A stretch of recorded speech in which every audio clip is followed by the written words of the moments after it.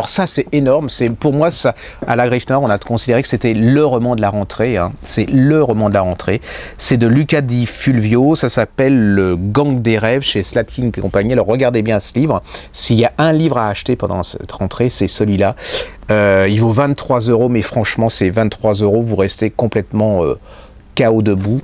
J'étais un peu sceptique, hein, il est sorti il y a déjà quelques mois, et puis je ne sais pas pourquoi, je l'ai gardé longtemps. Il y a des livres comme ça, on se demande, on sait qu'ils vont revenir, mais on ne sait pas quand. Et puis j'ai lu cet été, et puis je l'ai fait lire, et puis tout le monde est tombé KO là-dessus. Ça se lit comme une énorme saga aussi. On est en Sicile, hein, au début des années 20, propriétaire terrien, une propriété de grands propriétaires terriens, des gens très pauvres qui sont métayers, une petite fille avec sa mère. Cette petite fille se fait violer plus ou moins par le propriétaire terrien.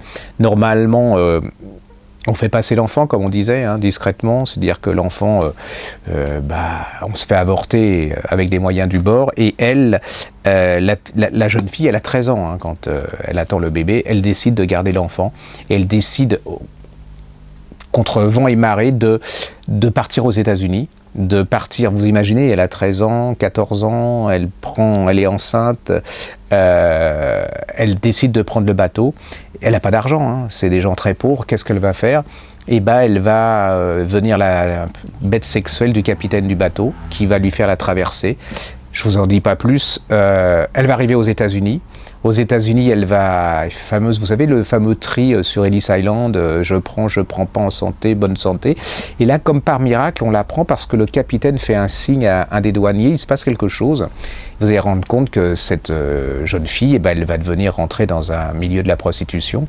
Elle va avoir son enfant, elle va devenir une femme, parce qu'à 16 ans, elle devient carrément une femme. Il y a cet enfant, vous allez le voir. Elle va l'appeler Christmas, pour qu'il fasse plus américain. Alors, on est dans le milieu, New York, 1920, les Italiens, vous allez avoir la naissance de la mafia.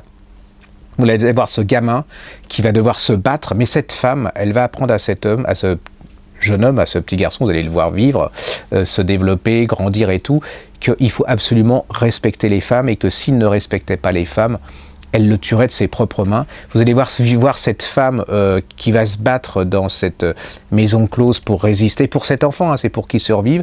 Là, elle va tomber amoureuse d'un autre solitaire, c'est-à-dire un peu une espèce de comment on dit, de couteau, vous savez, de garde du corps de la maison close, qui est complètement silencieux, qui a ses failles, comme l'autre, hein, ils redeviennent tous, en fait, ils sont utilisés tous plus ou moins, alors que bon, il est violent et tout. Vous allez voir ce gamin, vous allez voir une histoire d'amour entre cette femme et cet homme, qui est improbable. Vous allez voir aussi une histoire d'amour entre ce petit garçon, enfin ce jeune homme, et une jeune fille de la haute société juive new-yorkaise, comment il va la sauver d'une situation dramatique. Vous allez voir comment l'amour, est-ce que c'est possible dans des classes sociales différentes. Vous allez voir la naissance de Hollywood, vous allez voir la naissance de la radio, vous allez voir plein de choses. C'est New York, vous en prenez plein la tête, parce que là c'est la naissance vraiment de la mafia, hein, de ces gamins, des gangs, des groupes, comment malgré tout il y a des codes d'honneur, comment certains peuvent s'en sortir et d'autres vont pas s'en sortir.